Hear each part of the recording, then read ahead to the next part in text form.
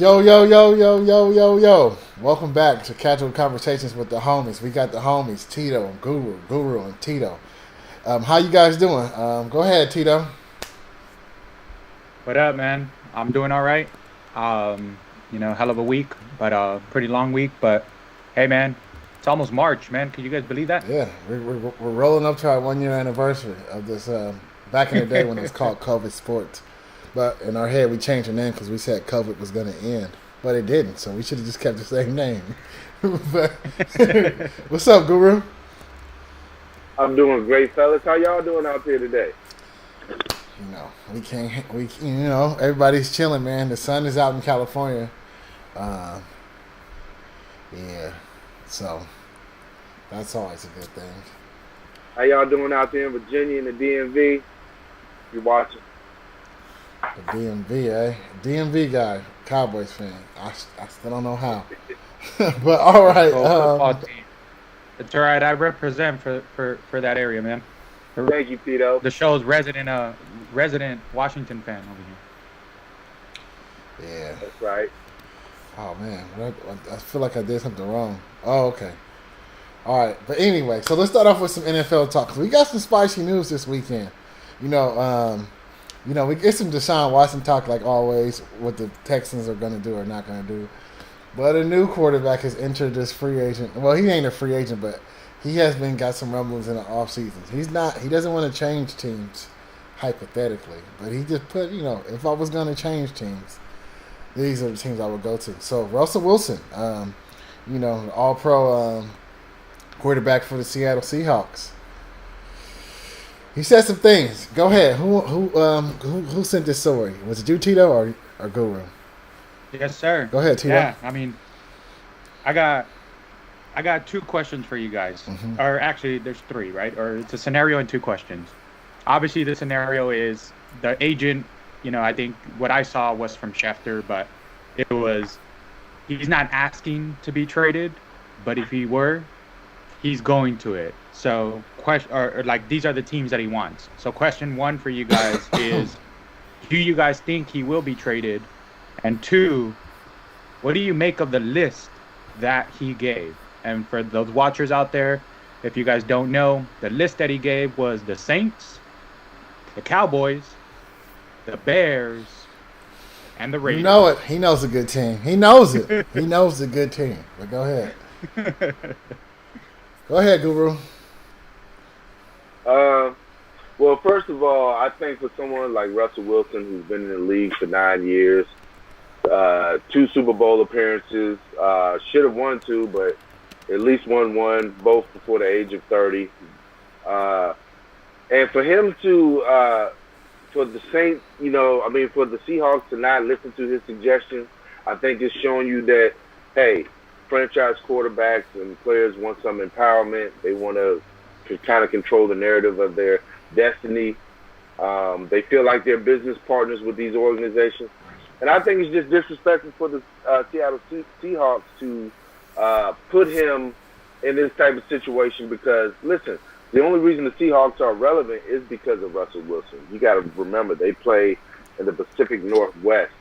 And we just don't follow him like that unless he's involved. So I feel like Russell took back the narrative from the team and said, hey, okay, these are the teams I want to go to. I think it's disrespectful, and I think that he will move on. Go ahead, T. Well, I guess I'll go. As far as disrespecting, to me, he just seems like somebody who's tired. Like I don't even know if he wants to go to these teams.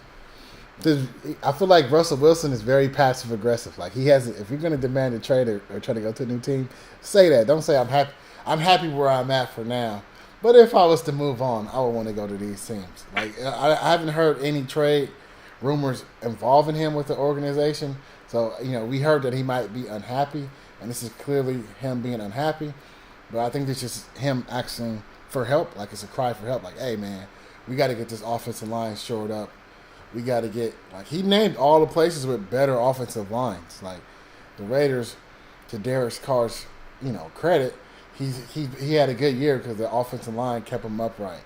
And, Russell Wilson is just on the outside looking in like, man, if I can do all this dangerous stuff with the Seahawks and their offense, what can I do with an offensive line that's actually protecting me, that has a running game, that has some okay receivers? So, I just think it's a lot of, like, he's just trying to say some things about what he would like for the team. And if he was, if they don't do that, then he's like, all right, trade me. So, go ahead, Tito. No, yeah, it's definitely a cry for help. Like, obviously that report before this came out saying he didn't like getting hit as much as he got hit. He's not old. I mean, I think Brady kind of redefined what being an old quarterback in the league is. But he is up there, right? Like, he's been a quarterback for a while now. And, have they missed their window? I don't know. I mean, I was here at the beginning, a year ago saying Seattle has what it takes. So it is a cry for help. I agree with you, in Ramir, in saying that he is going about it a little bit, differently, or probably not the right way. Like, if you're going to go out and say, hey, I want to demand the trade. Like, none of these, like, backhanded comments, kind of doing the dirty work. I mean, the list to me was interesting. Jose, I'll give you a shout out. The first thing that I thought was something that he said in the comments, but it's like, he must not like winning a Super Bowl, because it's like the teams that he has, I mean, yeah, they're right at the cusp, but have they really, shown us anything? I mean, but I think you called it. There are good teams, or there are teams that have a good line, that are going to protect the quarterback, that if you have solid quarterback play, or not even solid, consistent quarterback play, those teams could be in the mix, could make some noise. I mean, they're already making that noise, but I thought it was interesting. For me, I mean, Guru, I think if I'm the Cowboys and I hear this, I'm throwing the kitchen sink. Like, I know that there's Dak, and I know that, they don't want to pay the man or anything like that, but Wilson's contract is very, very favorable for the next couple of years. Probably one of the best valued contracts out there. I would throw the kitchen sink out there, man. I'd go out there and put a new norm of like 4, 5, maybe even 6 first rounders for this guy. But that's kind of my take. I hopefully Seattle, gets to build around him, or even just show him, hey, we're going to invest in a line, even if you have to overpay some. But it'll be interesting, which brings it to our next topic, right? Watson. Yeah, go ahead. Keep talking about Watson. Hello? Yeah, definitely. So, all right. No, sounds good, man. So with Watson, man, I mean, I'm sure you guys are following it as much as I have, but with, I guess, he came out very recently talking to the head coach saying he doesn't want to play. He's played his last game, and all the reports are still saying Houston is not answering the phone, is not going to trade him. I mean, it's just very, very weird to be at this stalemate where I think he gets traded, but because he does have the power, like, he just doesn't have to show up, right? Like, yeah, they can fine him, they can have that, but he's always shown he's a man that doesn't really need the money, doesn't have to be there. He has, a good head on his shoulders, and if he says he's not going to play, I actually believe he's not going to play. Is Houston doing themselves a disservice of not actually trying to move him or get more value for him, where I think his value or what they can get for him is only going to go down from here by him saying he's played his last game with them? Go ahead, Guru. I mean, I feel like his value will always remain high for someone who's 24 years old. I mean, if he misses a season, it's not like his body's suffering any bit. He's a generational talent. I'm proud of him that he is dug in. And listen, you need to try to get what you want for him. I mean, everyone's saying Trevor Lawrence is that guy. I think really the only trade that can be made is trading Trevor Lawrence to Houston for Deshaun Watson. I don't believe Trevor Lawrence is that guy. Like, I mean, I've seen John Elway when he came out of college. He's no John Elway, not even close. All right. So, I mean, there's some trades out there, and if they don't want to get on top of them, they can look out for an interesting offseason, because they both seem like they're dug in. Yeah, for me, I don't know. It's, I've excuse me. Deshaun Watson, he hasn't been with the team for that long. I don't think to be like I understand you're tired of like the last season or something. Maybe he doesn't have. I'm assuming he just doesn't like somebody personally in the organization. Something happened with a higher up, like maybe an owner, or I guess the owner or team president. Because GM just got there and the head coach just got there. So that's probably why he wants to move. But it doesn't, as a GM head coach standpoint, if you think Deshaun Watson is the top 5 quarterback in the league, you're not gonna trade him because you don't in the NFL. Those are hard to come by. It's truly hard to come by. Even if a guy doesn't want to play on your team, you're gonna just hope that you're gonna keep wishing that he plays so you can get that out of him. I don't know. To me, I personally don't think Deshaun Watson is top 5 in the league to where I would make a move. I'll say that now. I'll go on record. I think he's a generational talent, but he needs the right pieces around him. So they don't have pieces. So at this point, I would be piece building to where I would trade him. But I don't know. To me, if it was up to me, if I call it, I say he plays for the Texans this year if they don't trade him. He's not going to sit. Like at some point, he's going to play. I think. I don't know. But if it was me, if somebody didn't want to be with me, I'm letting them go. I don't care who they are. I don't care whatever thing, But they think about business and stuff like that. That's my take on it. That's my stance. Who's moving first, though, if somebody moves? Is it Watson or Wilson? It's going to be Wilson. If any one of them moves, it'd be Wilson because Pete Carroll is Pete Carroll. He's not the most trustworthy coach. Watson's going to hold out for the season. Watson will hold out. He will not come in to play. So I say Wilson if anybody. He's not reporting to the Texans. It's just that simple. You'll see. What's up with quarterbacks always holding out? You got John Elway. He held out. When he got drafted, Eli Manning didn't want to play. Carson Wentz held out for a season. I remember when Bobby Hebert held out for a season in the late '80s. I mean, the quarterback, man. But I've seen some players hold out through the years, out for a season, and it's not unusual. Yeah, it's not unusual. In today's game, players are making a lot more money. So sitting it out is a lot more easy. Yeah, and they have longer careers too. So the shelf life of your career isn't as rushed as it was before. Like when guys average 8 to like 5 to 8 years in the NFL. Yeah. These quarterbacks are if you're not getting hurt that much, you're lasting a long time. He's 24 years old. He can wait it out. And the telltale sign is he's like. I'm always hearing he's always like very, very like charitable. He loves giving away his money, to people in need. So that tells me he's not in it for that. So he is going to sit out. He has his value. He has, I guess that tweet, of loyalty. It definitely is one of those where I see him holding his guns and not playing for the Texans. So I think Wilson. One of them were to move, it will be Wilson first, even though it would come out of the blue.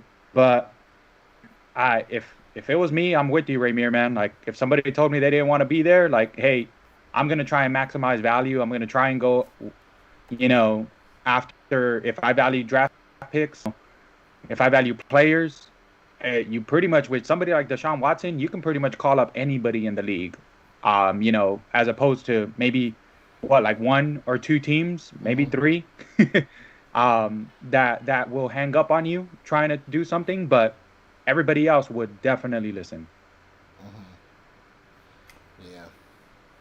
Yeah. We'll see what happens. Any last NFL talk before we move on to the NBA? Yes, I do. I want to talk about Teddy Bridgewater and Carolina Panthers just briefly trying to replace this guy. And let's think about it for a second. Teddy Bridgewater is 28 years old, all right? He came into the league the same year as Derek Carr. I believe they were drafted just a few picks apart. Derek Carr is able to have the kind of career he's having. He's getting better, a little bit better. But we're talking about a guy, Teddy Bridgewater, who they're trying to replace in Carolina right now. they think someone in the draft is better than him right now to start. And let me remind people that Teddy Bridgewater is a pretty damn good quarterback. He's been to the playoffs. He would have made it to the NFC Championship game had it not been for Adrian Peterson's fumble, okay, and a missed field goal in that game. That's where he was headed. And at the time, he was 24 years old, okay. Fast forward, he has a couple injuries. He comes back. He goes to New Orleans. The Jets don't want him, and so they get a worse quarterback. And then he goes to New Orleans Saints. He goes 5-0 in place of Drew Brees while he's injured. And let me just give you a few stats real quick because I'm sick and tired of hearing all these new quarterbacks coming into the league when we have some solid veterans who are still under the age of 30. Teddy Bridgewater. The Vikings, he holds 10 Viking passing records. Let that sink in for a second. He has 10 Viking passing records. He has a career 90 QBR. He's the first rookie ever to pass for over 70% of his passes in 4 straight games.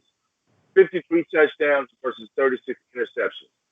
And, this past year, who did the Carolina Panthers have? Okay, they get Robbie Anderson, who's probably like the 15th best receiver in the league, if you want to put it like that. Now you have the Chargers. Now look at his wins on a depleted Carolina Panthers team. He beat the Chargers. All right, he went toe-to-toe with the Chiefs. They lost 33-31 in a close one. I'm talking the Carolina Panthers.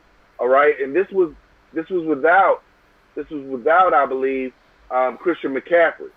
So what are we talking about replacing this guy in Carolina? They're just getting started. I don't like it.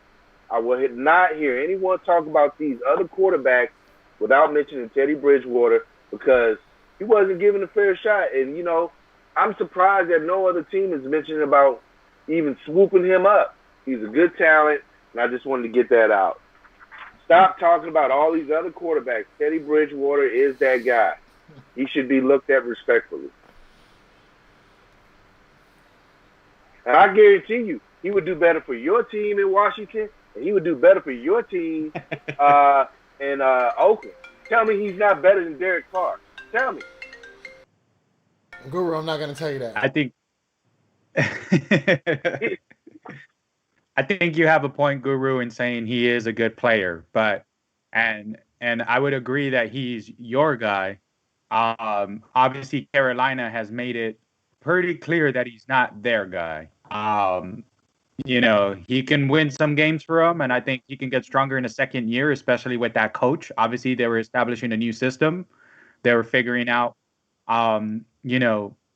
if that coach can coach, coming from college, but he's shown some promise. So Carolina has came out, if they're trying to upgrade, their teams are always going to try and upgrade, man. That's just plain and simple. There is no upgrade. They're trying to upgrade. They have Guru. Watson. All right, then. So, Guru, why are you mad then? They're only talking about upgrading them from Deshaun Watson. Only if it's Deshaun Watson. No, they still trying to get rid of him. If they can't get Deshaun Watson, they're crazy. And I would even say that the coach needs to catch up because Teddy Bridgewater has already been a professional. If anything, y'all better be talking about trying to get him. Teddy Bridgewater will win a Super Bowl if he's given an opportunity before it's all said and done. He's a good quarterback. But they're getting. Hey man, if I'm Teddy Bridgewater, I'm happy. If I'm Teddy Bridgewater, I'm happy. He's getting paid. That contract is nice. And it's not like the fact that he's not. No, the cause is for Carolina for moving on from Teddy Bridgewater, but they're receiving calls about trading for Teddy Bridgewater.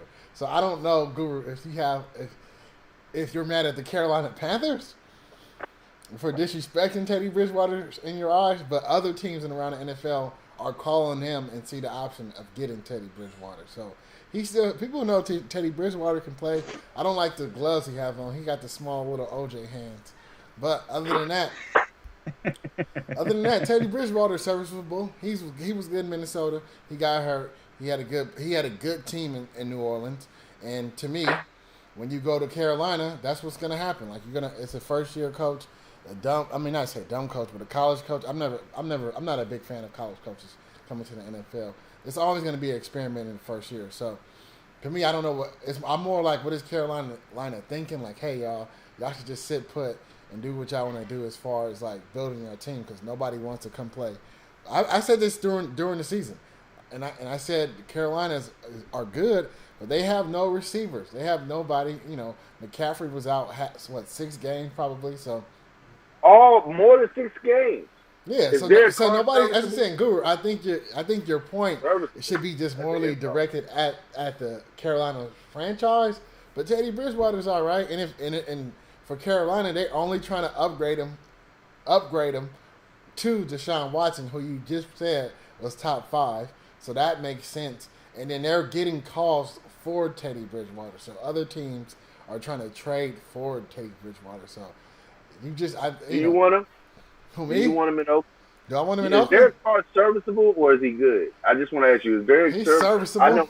I don't. You know, I don't hate Derek Carr. Like when I sit back at the season, it's not his fault we lost a lot of games. It's our defense fault. So like I said it in the season. This is the first time in a long time the Raiders have lost 4 games or 3 games in a row that it wasn't actually his fault that we lost. It was clearly like we just have John Gruden in the defense are the real issues. Like Derek Carr, we're not gonna really like if Russell Wilson came to the Raiders, it's not gonna change nothing. He's just gonna be in a better offensive line protected place. His wife can get a residency in Las Vegas and have a show and make more money for the family.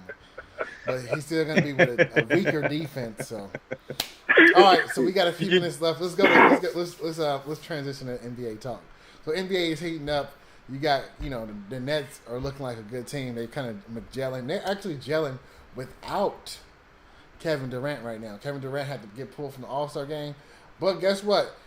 James Harden and then Brooklyn Nets are still winning, and I'm not saying this because of James Harden, but right now he's playing pretty good. You got to admit that. Kyrie is playing like Kyrie. Kyrie, when Kyrie's happy, he plays pretty good, and it shows for the rest of the team. For how long? For how long? That was going to be my question. It's like that was going to be my question when I said let's talk about Brooklyn Nets, man, because you're right. They look good. They look really good. They're going toe to toe. And they're doing it right now without KD.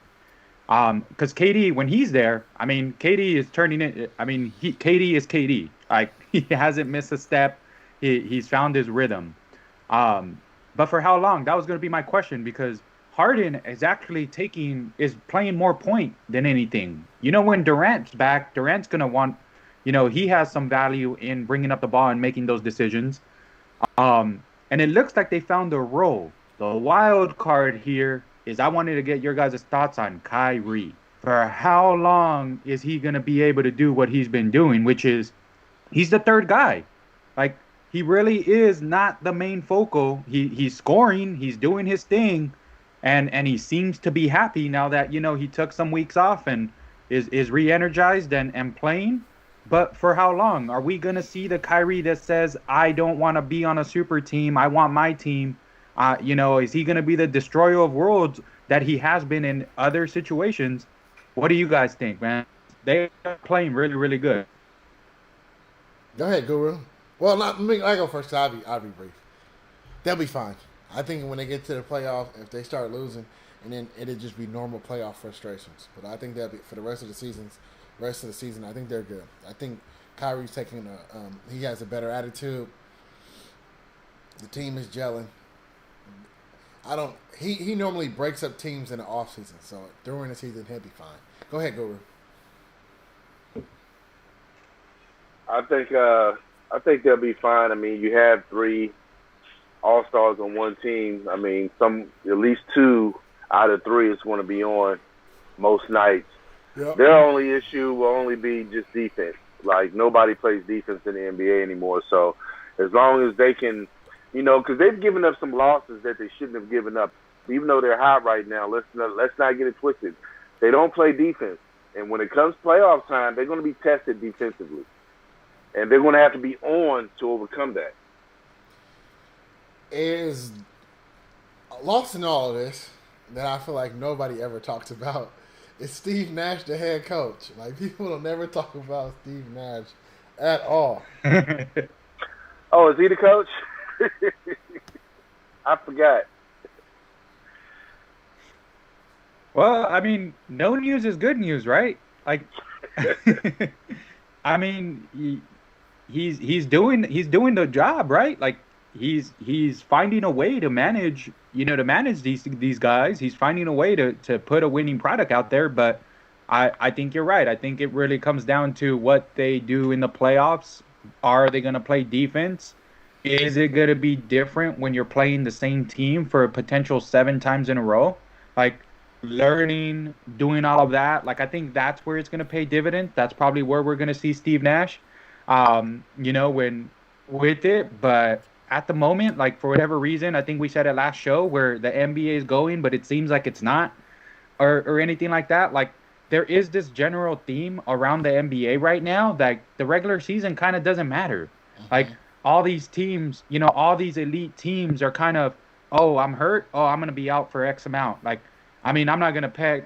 I'm not there. I don't know how serious these injuries are or anything like that. But if they can stretch it as long as they possibly can and still, coast into the playoffs, they're gonna do that. I know for a fact that they're going to do that. That's been the trend. So it's going to be interesting to see, not just with the Nets, but I mean a team like the Lakers, who I think still are the team to beat. But once you're in these playoffs, like everybody's going to say, hey, we're flipping a switch. This is where we're going to do our thing. And I think that's when we'll see it. But I haven't forgot that Nash is there. But I think that, it's the regular season. No, nothing major has really happened, especially because that team has been quiet in kind of like the media realm, right? Like Harden is back in shape, is being Harden. And Kyrie, I mean, you're not hearing anything from Kyrie, which is a good thing as well. So Kyrie. Who needs it? Warriors looking good right now too. But Guru, talk about the Wizards. So the Wizards, we were currently on a 5-game winning streak, which was good because that put us 8.5 games back out of first. But we're only like really 3 or 4 games out of the 8th and 7th spot in the Eastern Conference, which is all you have to be, as you know, to get into the playoffs, right, and make some noise. So we're starting in jail right now. We're 12 and 18. We knocked off some pretty good teams. It shows that unit is starting to come together a little bit. And listen, it takes about 25 games or so to really get in a groove as a unit, right? First and second unit. And I think that's what we're starting to see from the Wizards. So watch out for us in the playoffs because, again, like I said, once you get into the playoffs, defense matters, right? I mean, defense wins championship, offense wins games. We saw that with the Tampa Bay Buccaneers. And I think the same thing is going to be in the NBA. And like you said, Tito, the regular season doesn't matter really to a degree. You just want to make sure you get in playoff or get a good playoff position, depending on how good you are, to get ready for that grind. That's when, like you said, Steve Nash will matter, right? And things like that. And so will Scott Brooks. He'll matter too. And it looks like he's mattering right now. So that's what all I had to say on the Washington Wizards. They're looking good right now, and we're coming. Yeah, Washington Wizards 7-3 the last 10 games. If they can keep it up, they can find that. In the East, they could be in the 7th seed if they keep it up. All right, Guru, last hit. Jeremy Lin, go ahead. So, Jeremy Lin, I wanted to say, 9-year veteran, really good player, should be on a roster in the NBA right now. Was just talking about how he experienced, we have the Asians under attack right now for some reason. The world is crazy. And he was talking about his experience on the court. And I just want to say to people out there who watch, that kind of behavior has no place in sports or in life. And that, I feel for him and I understand his message. And I hope it gets out there to everyone that we have to love one another and just cut out the BS. Yeah, good. I think good said. He had a good quote in there. He was talking about, like you said, his experiences, his coaches that got him through the experience. But one thing he did say that I thought was interesting that I think people missing all the time is about listening. Like, a lot of things, like, I don't know what this person goes through or that person goes through. So, it's always good to take a listen to them and see where they're coming from. And that's how people come together. All right. I know. Hey, sorry everybody. This is a quick show, 30-minute. I hope y'all like this 30-minute hit. We thinking about maybe doing more of these. Often, go ahead, Guru. Oh, Janet Lee. I wanted to. Oh yeah, that's who it was. I couldn't think. Go ahead, Guru. Oh, okay. Make it quick. I said, okay, so Jeanette Lee, she, anyone who loves pool or in the sport of pool, ESPN used to have this big pool show. I've been watching her for the last 30 years. I feel like she's like a sister of mine because we're only 1 year apart. But she's battling stage 4 ovarian cancer right now. And, we just wish her the best of luck, her and her 5 children. She's a beautiful lady, and she's going to fight with the winning spirit that has led her life in pool. And just wish her and her family the best of luck. And my prayers out to the Lee family. Yeah, you're the pool shark, man. One of the best female in the world. She's won over 30 tournaments. I couldn't even list all of them. I wanted to list them, but we'd be here longer than the time that Ray Muir has. But she's one of a kind. Yeah. All right. Any last word, Tito? Yeah. As always, thanks. Quick hit of a show. But thanks for everybody that does watch and catch us on the rewatch. We're thankful. Obviously, drop us a line, hit us up if there's something you guys want to talk about. Let us know. You can catch us on all social media platforms. Hit me up on Twitter, guys. Guru, any last words? Yeah. Just to second that. Appreciate everybody who's watching, and I really put a lot of thought in this for you guys that tune in to us. I appreciate it. And I always try to give you the best. And again, like Tito said, if you have any suggestions on anything, feel free, because that's what helps the show grow. And we're always welcome to your suggestions. All right. That's it for this week. We'll be back. Thanks for watching. I know it was a quick show today, but that's the last minute things I got to do. Shout out to Tito, always hitting us up. Shout out to Guru with the topics and making sure that we do it, because every time we miss a show, Guru pins a message, a long message about how we can't miss the show. It's a manifesto. Yeah. I be looking at it and man, I'm a piece of shit for real. I get it. Yeah, I feel like I'm getting scolded at, man. I'm just like, no. He's like, guys. All love, Guru. All love, man. All right, shout out to you, Jose. I'll see you in the comments. We'll be back, y'all. And we're out. Pew!